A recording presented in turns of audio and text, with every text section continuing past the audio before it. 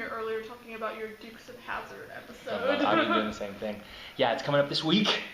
Duke boys. I am Bo. He is Luke, definitely, and Vega is Daisy.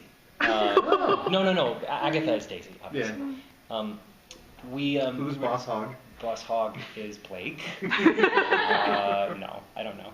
We were joking about it because there's moments in this episode that are straight out of a Dukes of HAZZARD episode. For instance, we jump into somebody else's pickup truck and peel off into the sunset. There's a moment we get locked. We go into a tobacco shed and get locked in a cage. This is a Dukes of HAZZARD episode, right? We start a fight, and is that the same episode? There's one episode where we start a fight accidentally start a barroom brawl and then run out. Like nobody knows that we started the fight. We accidentally get these two guys fighting. Anyway, a lot of fun. I love Nick. We have a lot of fun together. I'm really happy he's on this. We had a good time.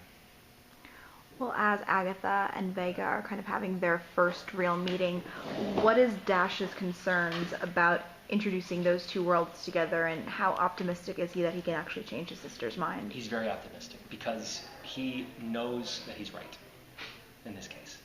Agatha, the vision she's seeing is one of a milk bath, and Vega is all of a sudden a part of the vision. Doesn't mean that Vega is responsible for it. It just means that maybe she's wrapped up in it somehow. And I know Vega and she doesn't. It's that classic thing. You don't know her. You don't know.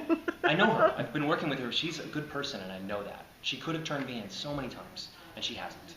So I'm convinced at this point that she's not going to turn us in, and so I'm the reason she comes with us to Fiddler's Neck.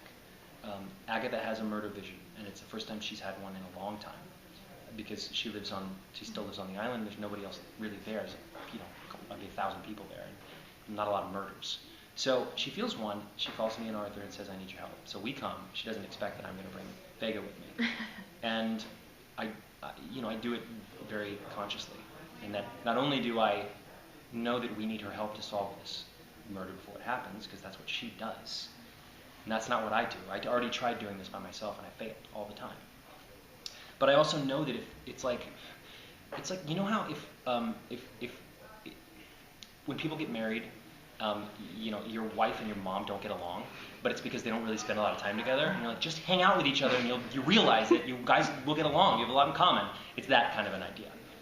Does that make sense? Yeah, totally. Obviously, you have to.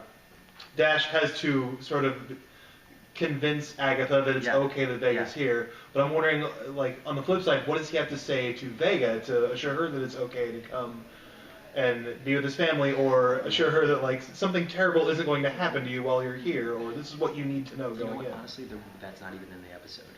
Really? It's like just kind of show up. She just shows up. She just willingly comes along, and it's an interesting. Yeah, maybe I wish that I had thought about this, and I could have asked that question to the writers on the day. Like, wait a minute, how does she just show up? Like, why does she come all the way? Why does she abandon, the search for her dad's murderer and just come with us to Fiddler's Neck? It's really, the honest answer is because we needed an episode with 0 special effects, because we were so behind on making the show that they were like, we need an episode that has none. And so when you see the episode on Monday, at Fiddler's Neck, the whole concept of the island is that there are a bunch of Luddites, and there's no technology allowed on the island.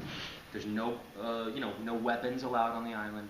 There's no police. There's no police force.